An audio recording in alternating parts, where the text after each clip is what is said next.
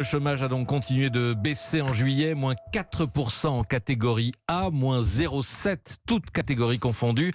Troisième mois consécutif de baisse, mais qui n'efface pas, loin de là, les hausses de mars et avril. Emmanuel Dutheil, que nous disent ces derniers chiffres de Pôle emploi? Alors, le premier élément important, c'est qu'on voit que l'activité économique a un tout petit peu repris. Ceux qui avaient l'habitude d'avoir quelques missions, quelques heures de travail par mois et qui cherchent quand même à côté un travail plus pérenne, eh bien, ont retrouvé ces quelques missions. Il faut voir que c'est la première baisse du chômage depuis mars, toutes catégories confondues, c'est un point très important.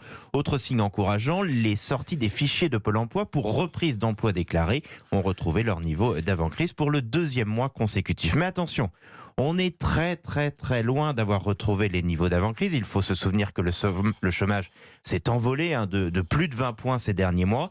Et surtout, ces chiffres, et désolé de vous le dire, c'est le calme avant la tempête. Les plans sociaux annoncés ne sont pas encore comptés.